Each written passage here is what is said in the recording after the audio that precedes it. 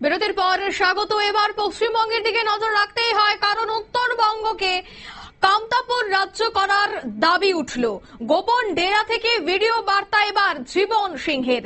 নিষিদ্ধ জঙ্গি সংগঠন কেএলও প্রধান জীবন সিংহ এবার গোপন ডেরা থেকে বার্তা দিল যে উত্তরবঙ্গকে কামতাপুর রাজ্য করতে হবে। এই দাবিতেই তিনি সরব হয়েছেন। ঠিক ভিডিও বার্তায় কি বললেন জীবন সিংহ শোনাবো। আমার জাতি মাটির সরকার না হয় এই কলিকাতিয়া সরকার খান অসাংবিধানিক ভাবে অবৈধভাবে জবরদস্তি সাংবিধানিক সি ক্যাটাগরি কুচবিহার রাজ্য খানক দখল করে ধরিয়ার আছে। কোচ কামতাপুরের উপর ব্যাপক হারত লুটপাট চালে আছে। ব্যাপক হারত বাংলাদেশি অনুপ্রবেশ ঘটিয়া ভূমিপুত্র কামতাপুরী কোচ রাজবংশী গেলাক নিজের মাটিতে সংখ্যালঘু করিবার ধরেছে। এই কলকাতা সরকার খান কোচ রাজবংশী গেলাক ধ্বংস করেছে।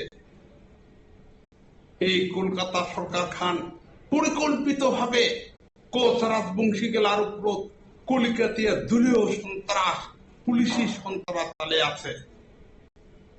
এই কলকাতা সরকার খান কঠোর কামতাপুরী কোচ রাজবংশী বিদ্বেষী, কোচ রাজবংশী গেলার চরম শত্রু।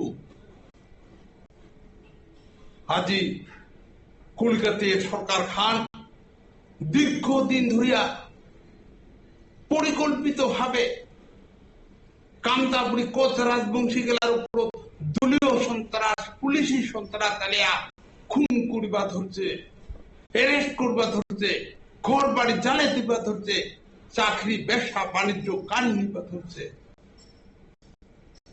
এই কলকাতিয়া সরকার খান কামতাপুরী কোচ রাজবংশী গেলার চরম শত্রু।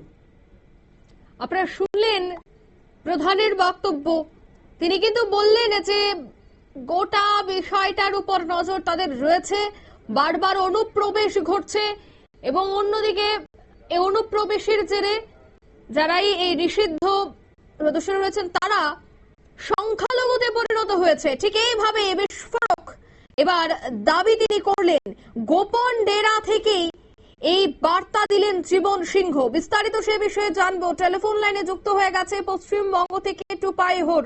টুপাই বাবু, উত্তরবঙ্গকে কামতাপুর রাজ্য করার এবার দাবি জানিয়েছেন নিষিদ্ধ জঙ্গি সংগঠন কেএলওর প্রধান, এবং তার যে মূলত দাবি তা হলো যে প্রতিনিয়ত পশ্চিমবঙ্গে যেভাবে অনুপ্রবেশ ঘটছে, উত্তরবঙ্গে যেভাবে অনুপ্রবেশ ঘটছে, তাতে নিষিদ্ধ জঙ্গি সংগঠন কেএলও তারা সংখ্যালঘুতে পরিণত হচ্ছে এবং খুব দ্রুত তার সমাধান না হলে বড়সড় পদক্ষেপ নেবে এই নিষিদ্ধ জঙ্গি সংগঠন।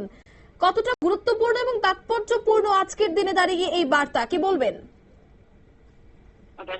যেটা আমরা গত কয়েক বছর ধরে দেখে এসেছি, বা যখনই কোনো বিধানসভা বা লোকসভা নির্বাচন আসছে তখন এই দাবিগুলো কিন্তু সোচ্চার হয়ে উঠছে। এবং সাম্প্রতিককালে জীবন সিংহের দেওয়া এই বার্তা, যেটা আমরা জানি জীবন সিংহ ইতিমধ্যে আত্মসমর্পণ করে কেন্দ্রীয় সরকারের অধীনে কোন আশ্রয়ে আসাম রাজ্যের কোথাও রয়েছে, সেখান থেকে দেওয়া এই বার্তাটিতে যেটা পরিষ্কার বলে দিচ্ছেন যে, এবং এর আগেও উনি যেটা বলেছেন যে এখানে রাজবংশী যারা সমাজের মানুষ রয়েছেন, রাজবংশীরা রয়েছেন, মূলত যারা দাবি করছেন কামতাপুর রাজ্যে, কারণ আমরা জানি 1950 সালে কুচবিহার রাজ্য একটি জেলা হিসেবে অন্তর্ভুক্ত হয় ভারতের মধ্যে।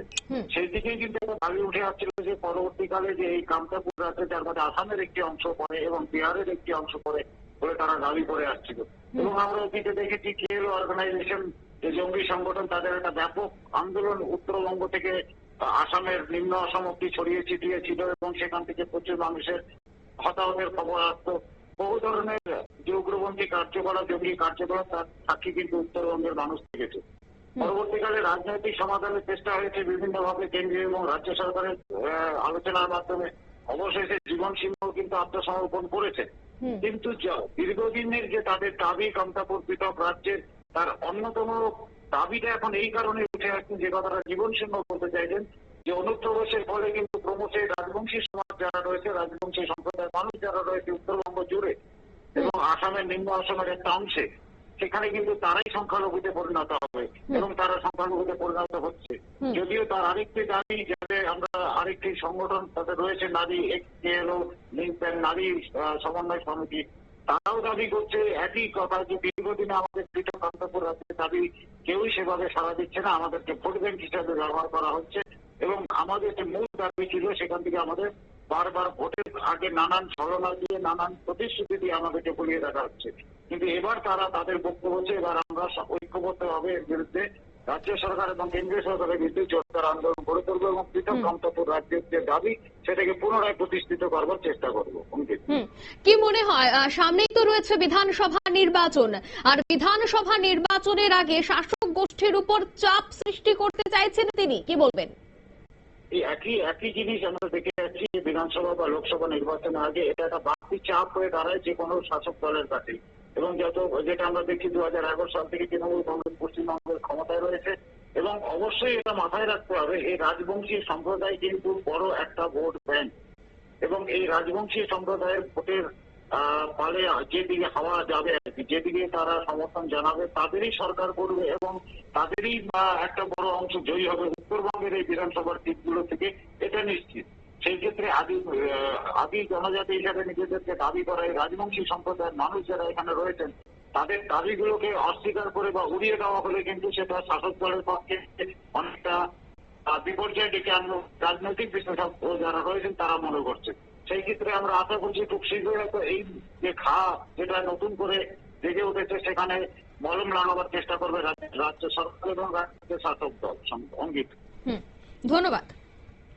অর্থাৎ নির্বাচনের প্রাক মুহূর্তে যে তার দাবি নিয়ে যখন সরব হচ্ছে, ঠিক তেমনি পশ্চিমবঙ্গে বিশেষ করে উত্তরবঙ্গকে কামতাপুর রাজ্য করার এবার কিন্তু নির্বাচনের প্রাক মুহূর্তে আবারও দাবি তুলে নিলেন নিষিদ্ধ জঙ্গি সংগঠন কেএল এবং কেএলর প্রধান জীবন সিংহ। তিনি দাবি করছেন যেভাবে পশ্চিমবঙ্গে এবং উত্তরবঙ্গে বর্তমানে অনুপ্রবেশের সংখ্যা বৃদ্ধি পাচ্ছে, তাতে বর্তমানে এই নিষিদ্ধ জঙ্গি সংগঠন কেএল তারা সংখ্যালঘুতে পরিণত হচ্ছে। তাই খুব দ্রুত যদি পশ্চিমবঙ্গ সরকার এই বিষয়টার দিকে নজর না দেয় তবে তারা বাধ্য হবে বড় সড় আন্দোলন করতে। নিয়ে নিচ্ছে ছোট্ট একটি বিজ্ঞাপন বিরতির সঙ্গে থাকুন।